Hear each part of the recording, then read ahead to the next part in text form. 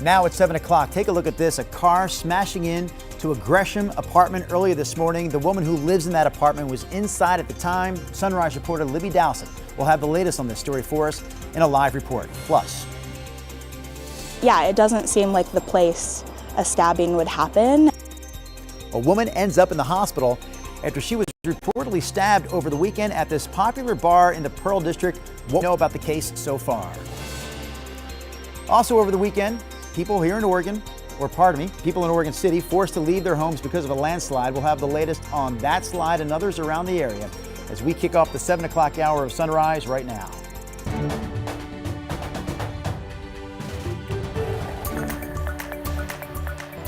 Good morning. Thanks for joining us on this Monday. I'm Drew Carney, and I'm not alone. No China Green and no Chris McGinnis, but I'm very happy to report that Rod Hill is here and ready to go. Come here, big fella. Give me a hug. Virtual hug through the boxes.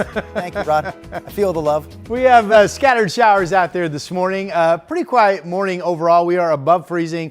We do have snow showers over the Cascade Passes, so a little slow going up that direction. Not deep snow, but snow coverage over the pavement. You can see the radar behind me, and here it is, just scattered showers. So far, we've had more rain pass through Salem than we have downtown Portland this morning.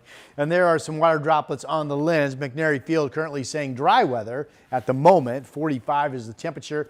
Bricks are wet. Our beautiful Christmas tree looking at the square from our Pioneer Park building. We're down to 43 degrees currently. And here's your day moving forward. Scattered showers, upper 40s at noon. We probably hit 50 for a high. Now, what doesn't show up here is that 6 o'clock through about 9 tonight could be a solid rain band with a front incoming. About a quarter of an inch of rain from that, and maybe some south winds gusting to about 30 or 35 briefly. That's your forecast for a Monday. All right, thank you, Rob. We want to get back. When I came outside, I seen a car, and then I realized there's a car in my dining room.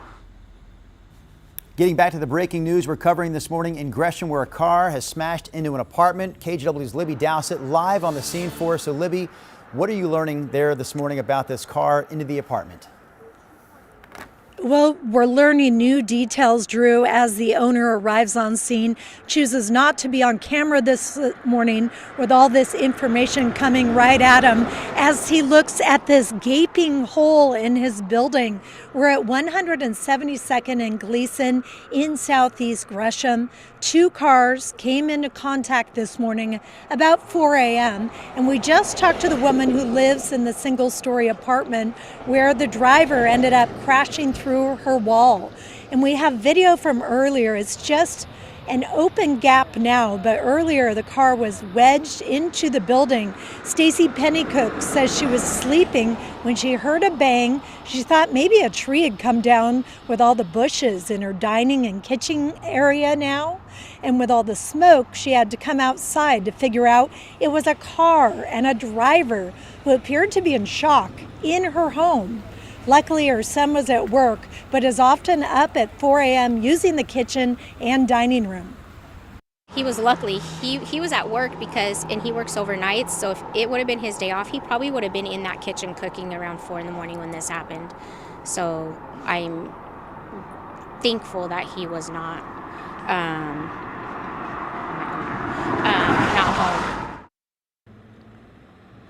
And the dog and cat also got out okay. We want to show you this pole. It appears the driver hit this pole. It's curved now. It used to be straight and then went straight this direction right into the house, and that's where he ended up. The driver, Stacy, was able to talk to him when she came out after being awoken, and she said he appeared to be in shock but was talking to paramedics, and it was taken away in an ambulance. The other driver involved in this incident, she said, also appeared to be okay. Drew, back to you. All right, Libby Dowsett live for us this morning at that scene in Gresham. In Portland, police are investigating a reported stabbing inside a popular bar in the Pearl District. So police have not mentioned the River Pig Saloon by name, but officers were seen putting up tape inside the bar on Saturday night and also at both ends of Northwest 13th Street where the bar is located. One woman we know was taken to the hospital with non-life-threatening injuries. Police have not made any arrests, and the River Pig Saloon declined our request for comment. In other local headlines, police arrested a man who's charged with second-degree murder after a deadly stabbing in southeast Portland. Officers arrested 41-year-old Jason Norwest on Saturday morning after responding to a disturbance call at an apartment in the Hazelwood neighborhood on southeast Stark Street. Police found a woman who was already dead inside the apartment when they got there. In addition to second-degree murder, Norwest is also charged with unlawful use of a weapon. Anyone with information about what happened should contact Portland Police. Clackamas County has lifted all Level 3 evacuation notices for the south end of East Salmon River Road and East Welches Road. Evacuation notices were in place there because of a landslide in the town of Welches. Elsewhere in Clackamas County, a part of Knights Bridge Road is still under a Level 2 beset notice. And Level 1 evacuations are still in place for lower elevation spots along the Molalla and Pudding Rivers, and also for some other areas in the county where landslides are still possible. Here's another problem spot in the county. 2 homes on Applegate Terrace in Oregon City have been evacuated because of the threat of landslides. Someone who lives in that area told first responders they saw signs of a nearby hillside shifting. All other homes on that street are under a Level 1 Be Ready notice. Crews say so far there's been no damage to neighborhood water and sewer lines. There's a boil water notice in place for the city of Sheridan after a landslide there caused a water main to break. The Federal Correction Institution in Sheridan says that slide also damaged the main water line that feeds the prison, although they say inmates still have access to portable water units and portable restrooms. City officials in Sheridan say the water line is fixed at this point, and the boil water notice will stay in place through tomorrow. People in Detroit, that's east of Salem, have been without running water since Friday night. In a social media post, Detroit's mayor said the amount of floodwater and debris that flowed into the town's water treatment plant last week was too much for it to handle, so they had to shut it down. The city says conditions are getting better and they're increasing water processing, so it's possible that limited running water service could return sometime today. Once service does return, Detroit will be under a boil water notice. The aftermath of last week's flooding can also be seen here in the Portland area along both the Willamette and Columbia rivers. The Christmas Ships Parade had to be canceled again on Friday night because the rivers were deemed too dangerous for boating. For more on that, here's KGW's Jake Holter. Yeah, that kind of current can really turn things sideways pretty quick. Christopher Sloggett is the captain of the schooner Rose, which is docked at River Place Marina. He says he's never seen so much debris in the Willamette as he did Friday. There's so many logs in the water that you could walk across the river log to log. It was really something to see. As a charter boat, he says people booked Friday night for a good vantage point for the Christmas Ships Parade, but it wasn't meant to be due to the debris. Checking their Facebook throughout the day, knowing the amount of logs that were actually on the water, of which about 2 hours before the Christmas ships were going to go on, we saw that they canceled. So we already had a bunch of people booked for the night. We ended up taking them out, and everyone still had a really nice night. The schooner Rose, a large boat, however, and Portland Fire and Rescue Harbor Master Sean Whalen says people who want to go out into the river right now themselves should rethink that. What I would say to anybody is unless you have to go in the river right now, there's absolutely no reason to go in it. He says the debris from the flooding and the swiftness of the river makes it very dangerous. Again, you just can't get out of the way of those things fast enough in a lot of cases, especially if you're looking the other way and it comes up behind you. He asks those who want to get out on the water to wait it out. Wait till the water comes down, the flow comes down, the debris washes through, and then it's, much safer to go into the water. Jake Holter, KGW News. All right, next stop here on the Sunrise Show, Timberline Lodge. A live look from our Timberline Lodge Skycam. After a long wait, Timberline did launch a very limited opening to the ski season on Saturday. So at this point, only Bruno's lift is operating. They say there's a focus right now on beginner terrain. We're more than a month behind the ideal opening of the ski season on Mount Hood. Timberline has an average opening date of November 16th. But despite the delay this year, we talked to some people on the mountain who said they're still stoked. It's sick. It's cold. Sweet. Yeah, finally getting up after a long wait. There's so much powder. It's stormy. It's kind of white out when you get up above tree line, but it was good. I had fun. I skied to the parking lot without hitting any rocks. Can laugh about it, right? Since he didn't hit those rocks. This is a live look right here at the mountain pass along Highway 26 up at Government Camp. That's about 4,000 feet up. The Timberline Ski Resort says it wants to remind people that winter driving conditions are still effect on Mount Hood. All right, Rod Hood, what do you have for us from a forecast standpoint? All right, real quick, this is exciting. We got the big snowcat out. We're moving snow up at Timberline. Again, they don't have a ton, But the fact that the snow level is at least holding below past level, down at 3,000 feet most of this week, means that we won't be losing any snow. And every little bit that falls, we could get 3 to 6 inches this evening, will continue to build up a base. So good news there is they continue to work the snow up at Timberline. Temperature up there, by the way, is 25 degrees. They have 7 inches of new snow. Here's a look at our ski report. Now, the only resort currently open is Timberline. Meadows has only 11 on the ground. They picked up 5, though, in the past 24. Ski Bowl has 8 on the ground, and Bachelor has a foot on the ground with 4 new. And there's that camera that Drew just showed you. It's 32 degrees up there. This is just enough snow and ice over the Cascade Passes this morning to make it a little slow of a go. So be prepared with that with your change in traction tires.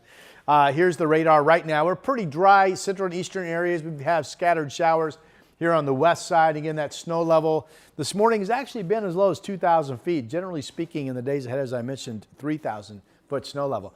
Mostly cloudy from the Chehalem Tasting Room camera out in Sherwood. 44 degrees is the current number.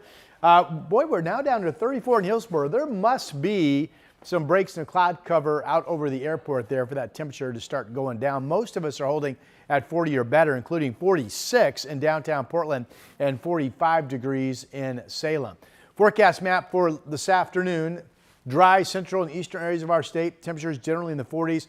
Scattered showers get up to about 50 here on the west side. Now, there is a front that brings a solid rain band to the coast late afternoon, 4 or 5 o'clock, into the valley. Potentially it's raining 6 to 9 p.m. this evening, about a quarter of an inch of rain, a little bit of a gusty south wind picking up again. That's for your evening plans. And then tomorrow, we're mainly dry. We get up to about 50. Next system coming in is Wednesday morning. That will kick an east wind. And then that breaks up later in the day. And then we have just scattered showers with no fronts coming or going on Christmas Thursday with a temperature of about 49 degrees. And that is your 7-day forecast. By the way, it happened over the weekend. It's winter. Happy winter. Back to you. When did that happen exactly? Was that Saturday morning? 7:03 Sunday morning. Sunday morning. 7:03, yeah. Darn it, I missed it, Rod. I was sleeping. I was too. Thank you for that latest weather update.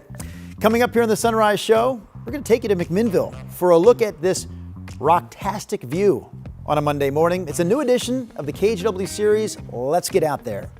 And we also have this story for you, a hitchhiking seal on Highway 101 along the Oregon coast.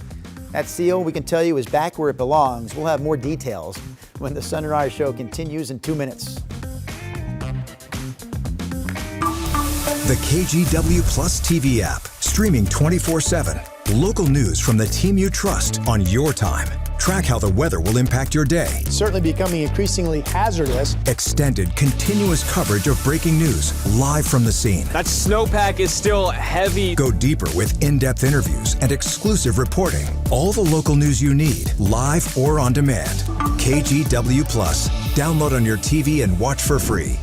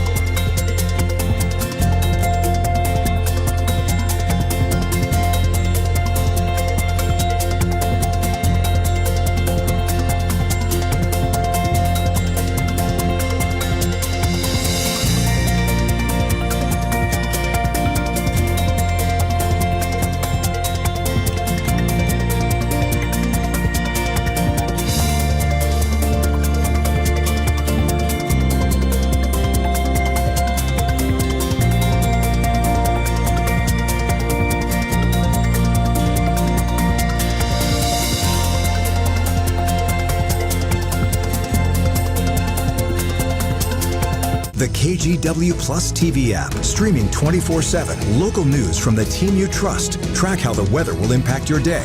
Breaking news live from the scene. All the local news you need. KGW Plus. Download on your TV and watch for free.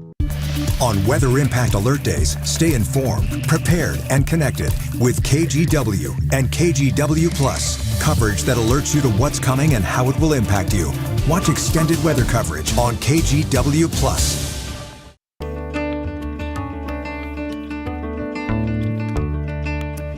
Next up here on the Sunrise Show, we're heading to Yamhill County, just outside McMinnville, for a story that is thousands of years in the making.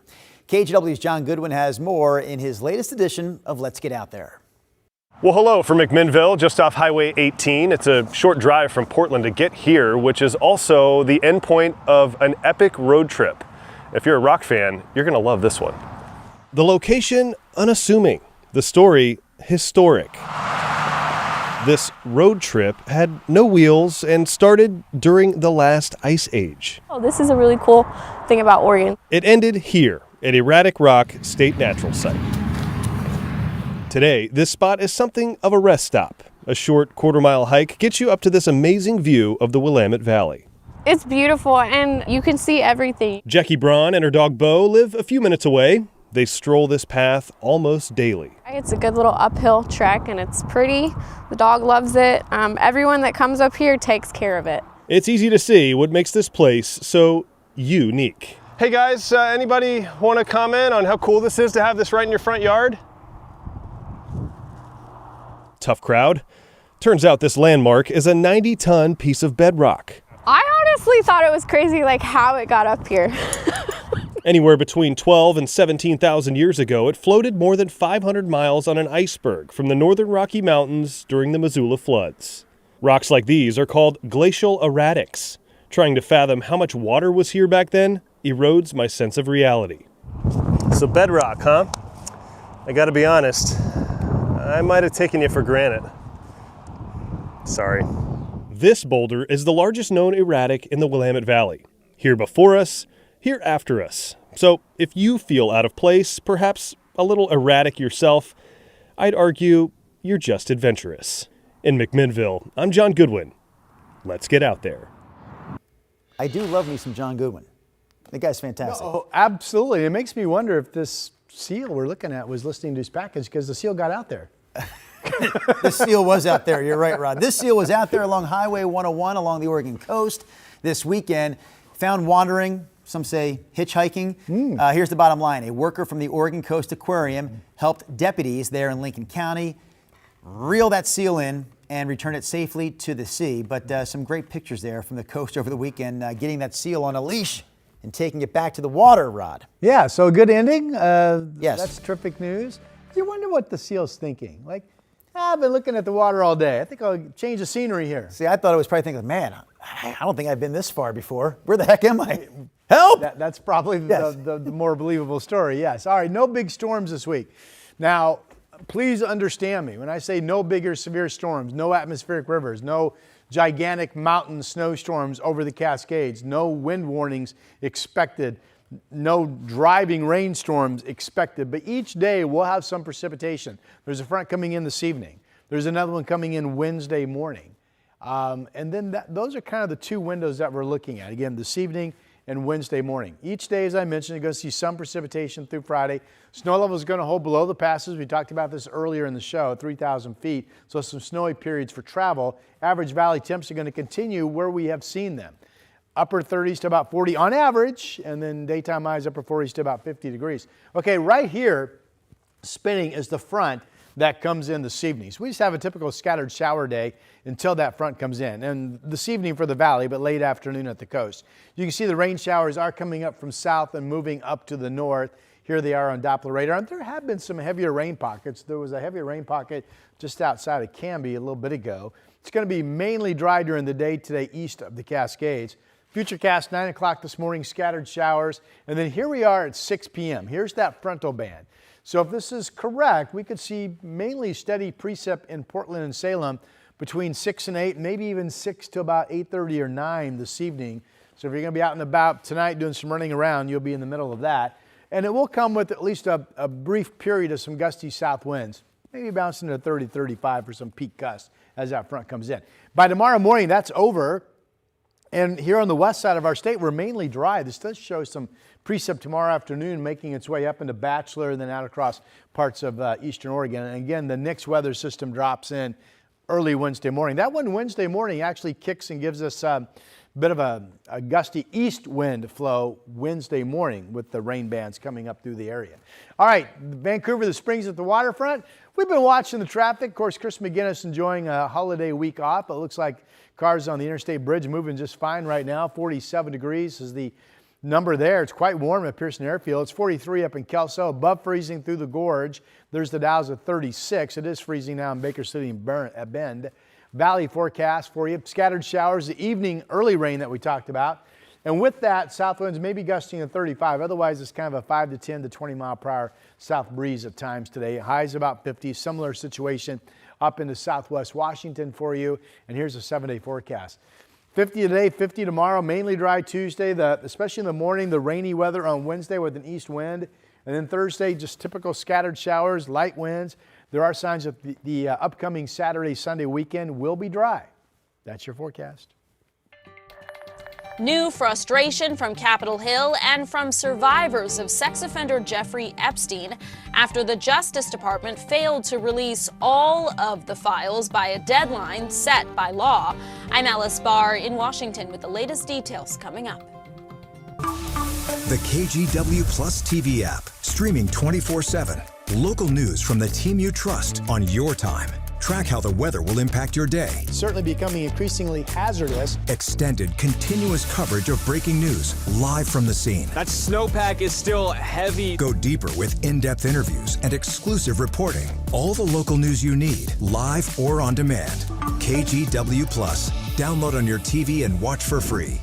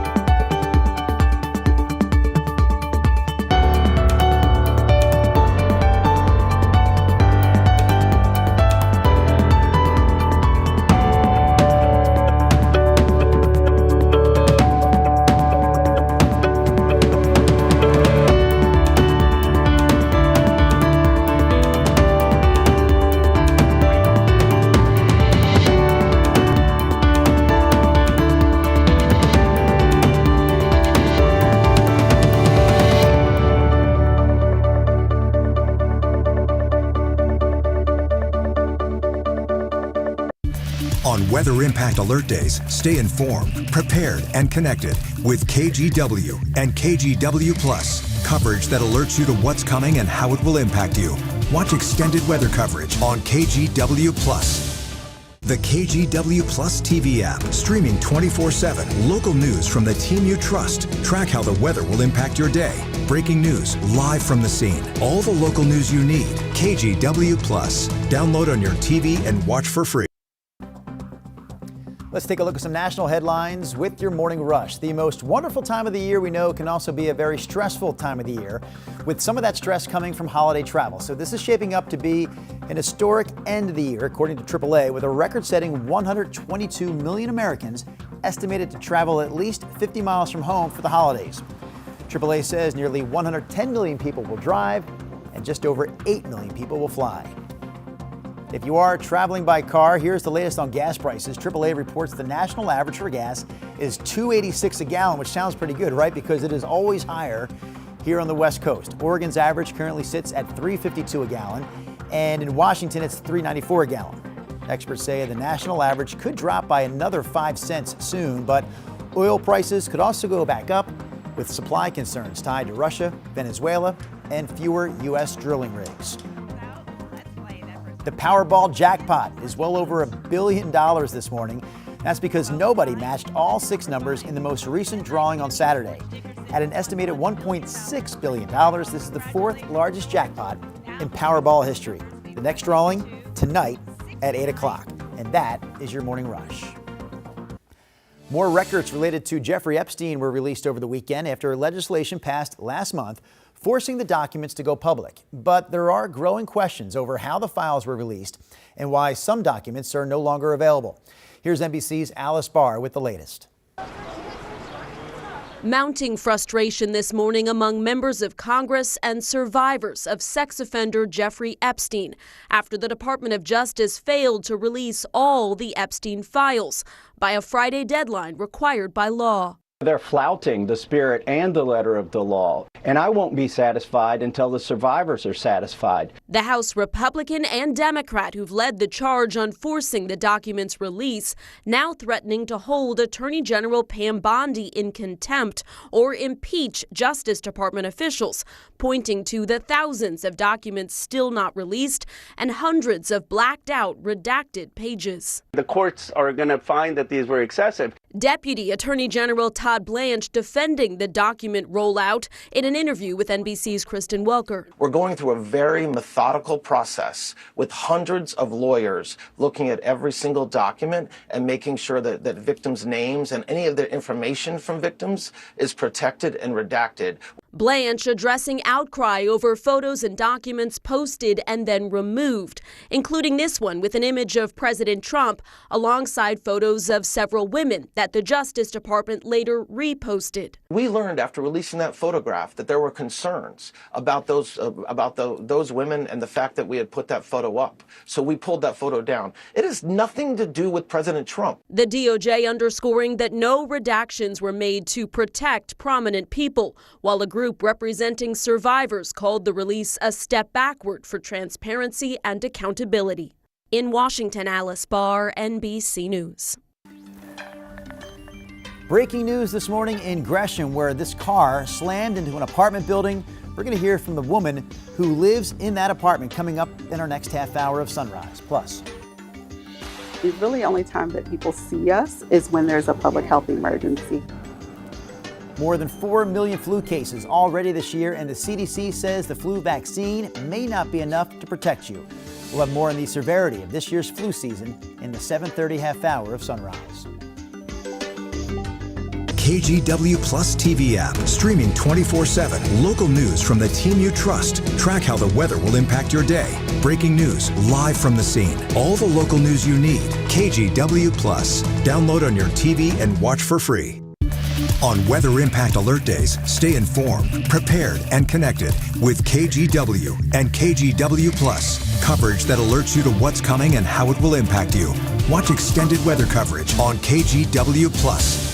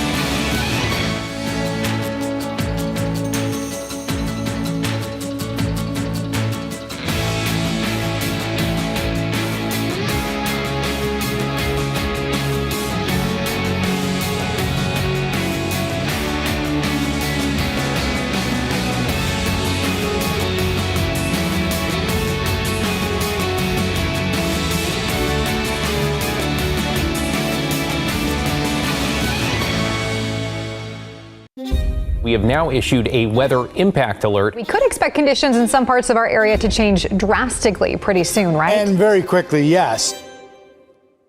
This is significant rainfall coming our way. You'll definitely want to be extra cautious. Certainly becoming increasingly hazardous. We've got the potential for some tree limbs or even trees or power lines to come down. Of course, when you hear thunder, it's always best to take cover. On Weather Impact Alert Days, stream extended coverage on KGW Plus.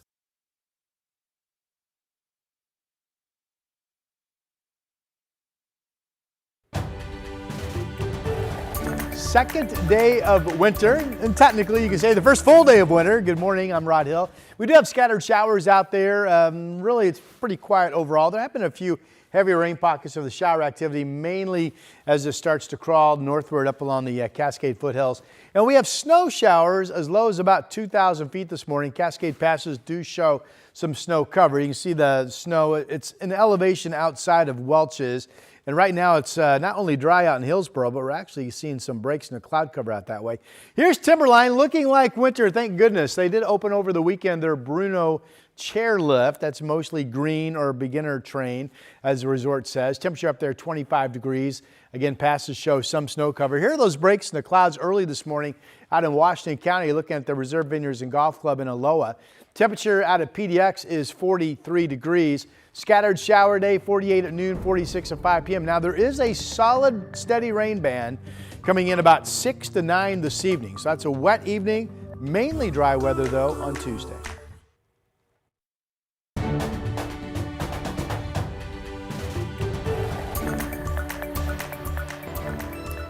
We start the 7:30 half hour of sunrise up on Mount Hood. A live look from our Timberline sky cam that shows the freshly fallen snow up there on this Monday morning. So good news, not great news, but good news is that Timberline did officially open for the season on Saturday. Very limited opening. We've been talking about this throughout the course of the morning, so I think it's only one lift that's open right now. But here's the positive spin. Yes? At my skill level, I could go up there, I could ski, and I can honestly say, how'd it go, Rod? I tore it up, man. I was cruising down the mountain. A positive Rod Hill on this Monday morning. It's a holiday week, of course. Chris and China are both off, but here's Rod with your Monday forecast. 7 inches new up there in the past 24 hours, and the snow level expected to hold at about 3,000 feet, give or take, much of this week. That means we won't lose anything. And every snowflake that falls, there are some snow showers up there currently, will stick and start to mount up. So that's a thumbs up forecast. Right now, dry out in Hillsboro on the west side, but we've got some heavier showers have been migrating up around Sandy. There are some breaks in the cloud cover. Here's Salem, where it's been raining much more this morning than it has been in the Rose City. 45 is the temperature currently being reported. It's dry. We had the birds flying and some breaks in the cloud cover over downtown. Currently 43 is the number. So during the day today, really pretty quiet. South breeze 10 to 20, upper 40s, maybe 50 early afternoon. What you don't see here is this evening between 6 and 9. A front comes in, a solid rain band for at least a couple hours with that, and a little bounce in the south winds becoming increasingly breezy. Again, that's this evening. Drew? All right, Rod, thank you for that. We do want to get back to the breaking news we're covering this morning in Gresham, where a car smashed into an apartment building. Libby Dowsett is live on the scene for us. So, Libby, what are you seeing out there this morning?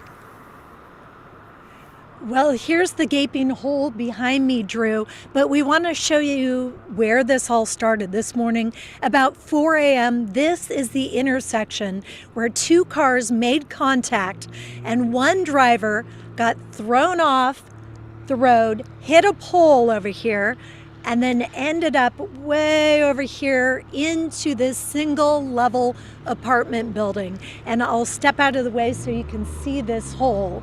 We have video from earlier today showing the car still in the building. The woman who lives in the apartment said she heard a bang about 4 a.m. and thought it might have been a tree falling. There was brush and smoke inside her dining room and kitchen area. And then she headed outside to try to figure out exactly what happened and got quite a shock. When I came outside, I seen a car, and then I realized there's a car in my dining room. Where am I gonna go? What am I gonna do? Because obviously I can't live there with a hole in my wall, and it's like I don't have renter's insurance, and you know, my son and I were already, you know, with the economy, you know, you're barely making it, and my rent is decent here. So now I'm like, okay, now what happens? Fortunately, her son was at work at the time, so it was only her in the house. She got her pets out okay. She talked to the driver as he sat right here in the hole in his vehicle. She said it appeared he was in shock, but he was talking to medics as they loaded him into an ambulance and left. The other driver, she said, also appeared to be okay. So at this point, no major injuries from this, but the restoration folks are here talking to the owner right now, and they said it could be 5 months' time to repair this kind of hole. Back to you, Drew. All right, Libby Dowsett with the latest for us on this breaking news story in Gresham. Meanwhile, police arrested a man after a deadly collision in Woodburn that involved a car and a pedestrian. Investigators say an 18-year-old driver is accused of hitting and killing someone Friday afternoon near James Street and Tierra Lynn Drive. Officers say evidence shows he was under the influence at the time. He faces charges that include DUI and manslaughter. Portland police are investigating a deadly hit and run that happened just after midnight early Saturday near Southeast 122nd and Madison. Police say they found a pedestrian who was already dead when they got there, and they say the driver had left the scene. So far, investigators have not released any information about the suspect's vehicle. Washington Governor Bob Ferguson is rolling out a plan to invest $244 million into affordable housing. This plan includes funding for rehab programs, helping first-time homebuyers, speeding up construction, and also supporting clean energy upgrades. The proposal will also target flood recovery with money set aside to repair damaged homes. Scale is big. We need about 1 million new homes, new housing units by 2044, and a significant number of those need to be what we would classify as affordable housing. Rents remain high, and homeownership is, as we know, out of reach for too many families. Governor Ferguson says he also wants to create a new state housing agency to spearhead these priorities. The annual Homeless Day of Remembrance took place over the weekend following the release of Multnomah County's annual report on homeless deaths. The report found at least 372 people died in 2024. Now, during the Homeless Day of Remembrance event, which takes place every year on the first day of winter, the names of the deceased were read out loud and added to what is a growing list. It's a really important day for so many of us because this is the only memorial that a lot of these folks get. So you'll see that we have a memorial banner here. This is actually composed of found tents that were swept off of the streets. And then what we're doing is every year we're adding more and more names to the list. Total homeless deaths were down 18% in 2024 compared to 2023. It's actually the first year-over-year decrease in more than a decade. That being said, the number of people who died last year was still higher than any previous year other than 2023. The Sunshine Division, one of the region's oldest emergency food relief programs, held the largest meal delivery event in its 103-year history. And the nonprofit says it's not too late for other people to get a holiday food box. So over the weekend, more than 1,500 volunteers made sure that this annual Sunshine Division tradition served more families than it ever has before. So we open up the sign up at the beginning of November, and what normally would take 3 or 4 weeks and would usually fill by about Thanksgiving was filled in a matter of days by the end of that week. And so it's really startling to me how many people are turning to Sunshine Division and food pantries across the state right now. One more. Roughly 3,000 clients signed up for a food box this year, getting a holiday meal with all the fixings. And the Sunshine Division says people who cannot get to this event this weekend can stop by their Southeast Portland facility at 124th and Stark tomorrow to pick up some needed food pantry items. We know Santa Claus paid a visit to the Oregon Historical Society in downtown Portland over the weekend. On Sunday, guests had the chance to get their photo taken with Santa Claus in what is a familiar display for a lot of people in this area. We're talking about the Downtown Museum showcasing its Meyer and Frank Santaland display. This display comes right from the old store on Southwest Morrison Street that eventually became a Macy's. Some of the items we know in the display were donated to the Oregon Historical Society, and people got to enjoy it over the weekend. Half a century ago, Oregon families were doing this. We're taking their children to Santaland to see Santa, to tell them what they wanted for Christmas. Now we can recreate that experience here for them. If you have not been to the Oregon Historical Society before, it is a pretty cool space. It's right across the street from the Portland Art Museum on the park blocks. It's open between noon and 5 o'clock. All right, Rod Hill, our old friend Kerry Timchuk there, talking about that big Santaland display at the Oregon Historical Society. Been so long since I've, gone to see Santa. I kind of want to. Really? I want to go. What are you afraid of? I don't know. Naughty list, perhaps? Well, maybe. Okay. Here's our scattered shower forecast this morning. You see the showers lined up offshore. We've had some heavier rain showers migrating near the Cascade foothills. Snow level is about 3,000 feet. The big story today is right here. So scattered showers, sun breaks this morning and this afternoon. Not bad outside. A south breeze.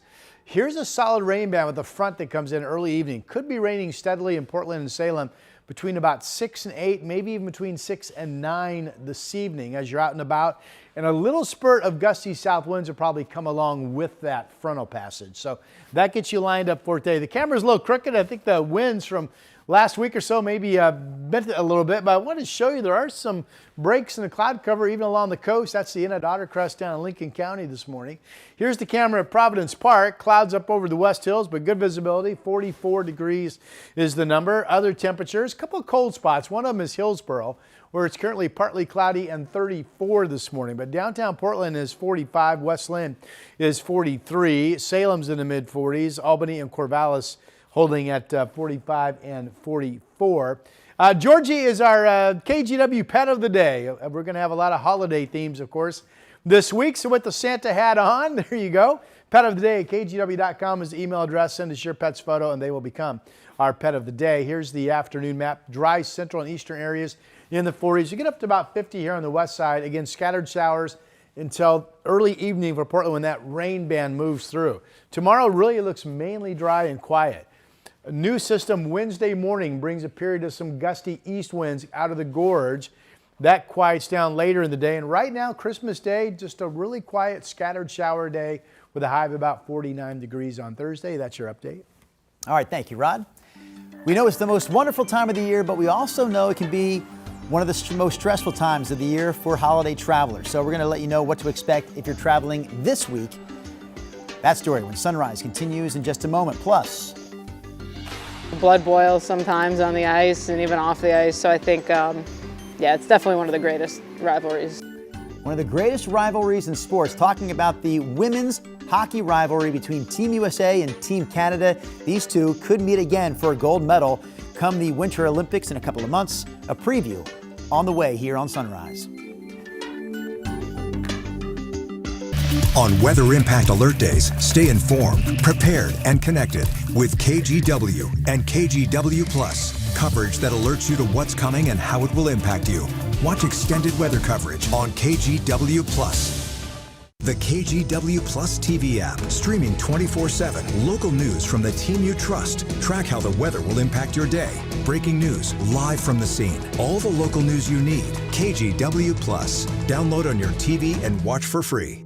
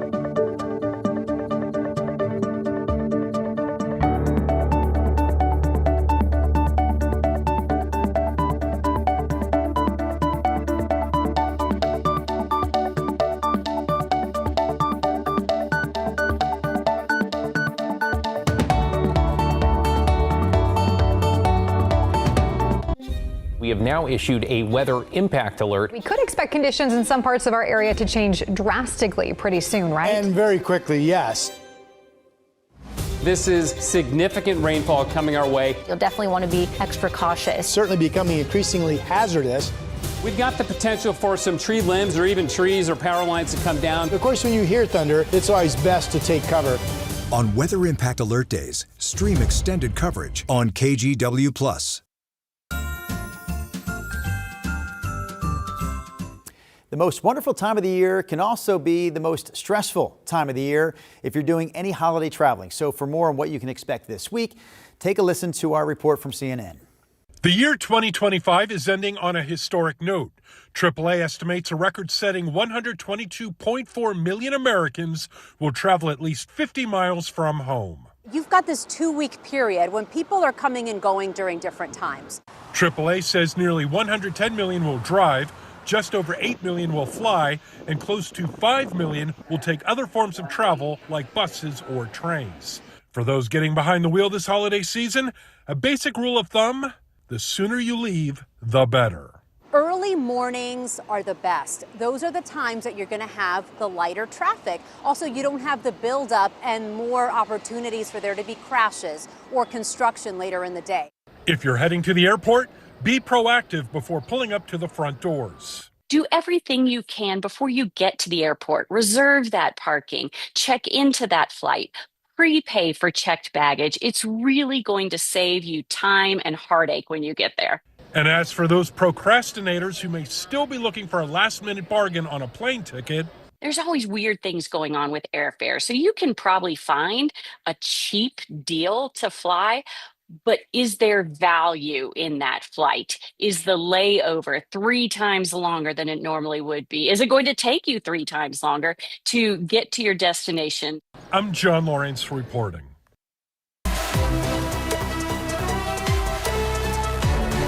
The Winter Olympics in Italy early next year will bring with it a return to the ice for one of the greatest rivalries in sports. The U.S. and Canada could be on a collision course for gold once again in women's hockey.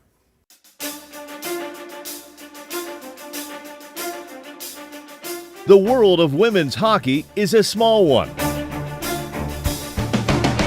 That world consists of North America, the United States, and Canada. We hate them. It's an awesome rivalry. It's so spicy out there.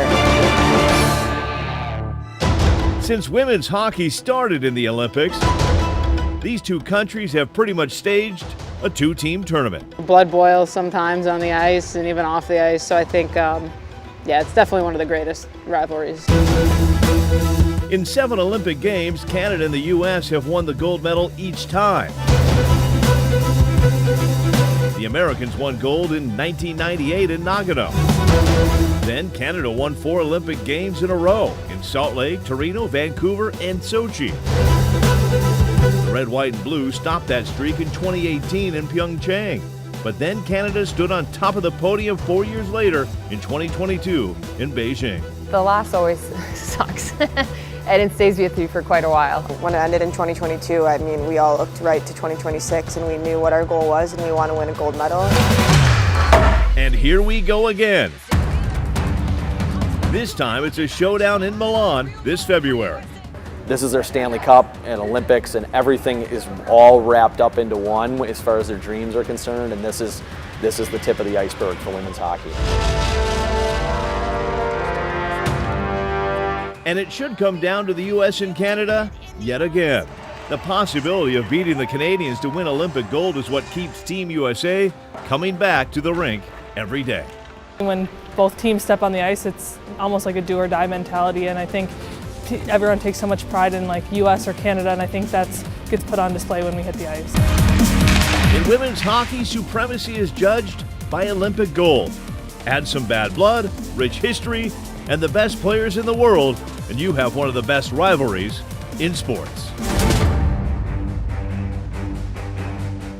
USA, USA, USA. That's a heck of a package, man. What a rivalry, huh? Who else is getting pumped up on December 22nd for the Winter Games coming in February? The NBC stations across the land. Yes, the Olympics exclusively seen here locally on KGW TV. Hey, the story before that was travel this week, so I thought I'd show you a quick snapshot of what's going on across the country this morning.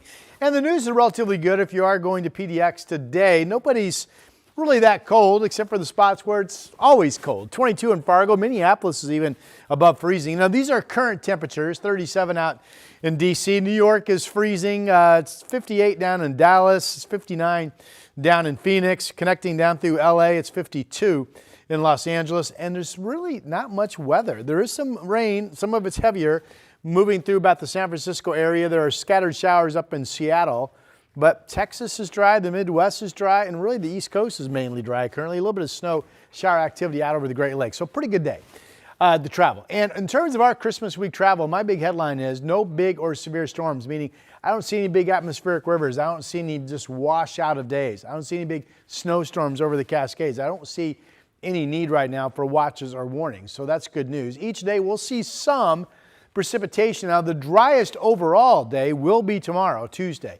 Snow levels are going to continue to hold about 3,000 feet. That means each day we'll probably see some snow shower activity sticking at past level. Average valley temperatures continuing to be well above freezing at night generally, and about 48 or 50 during the day. Here we are right now. We do have the scattered showers here on the west side, so you'll find some passing rain from Eugene all the way up to Seattle. Here it is later this morning at 9 o'clock. And then here's today's rain event. Now there is a front coming in today.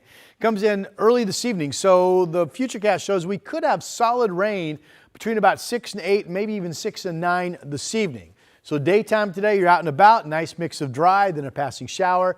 This evening though, 6, 7, 8, maybe even 9 p.m., you're caught in the rain and a noticeable gusty wind kind of coming up from the south at times. Now that moves out. Tomorrow is mainly dry here in the valley. There will be some precipitation across our state, but we think Portland, Salem, mainly dry during the day. Here's the next system. This is Wednesday at 9:04, and there's a low driving this. And it kind of depends on if the low sets up offshore, that'll pull a noticeable gusty east winds out of the gorge. Other models show the low kind of setting up right over Portland. If that's the case, we won't get much wind from that, but it will be a shot of rain in the morning, and then that moves out, and later in the day, Wednesday goes to be dry, and Christmas Day looks to be just quiet. No fronts Christmas Day, just scattered showers. Opening up some blue skies out over the Reserve Vineyards and Golf Club in Aloha. Current temperatures 43, Kelso, Portland 45, Salem. Generally we're above freezing. Baker City's at 32. 7-day forecast. We could hit 50 today. The evening rain. The mainly quiet Tuesday, the morning rain on Wednesday, the scattered showers on Christmas Day and 49, and then maybe a dry upcoming weekend on Saturday and Sunday. This is your 7-day forecast. Drew? Thank you, Rodney Hill. Health experts say the flu vaccine may not be enough to fight the flu this season as cases spike across the country. So we'll have more on this story for you when Sunrise continues after this. The KGW Plus TV app, streaming 24/7. Local news from the team you trust on your time. Track how the weather will impact your day. Certainly becoming increasingly hazardous. Extended, continuous coverage of breaking news live from the scene. That snowpack is still heavy. Go deeper with in-depth interviews and exclusive reporting. All the local news you need, live or on demand. KGW Plus. Download on your TV and watch for free.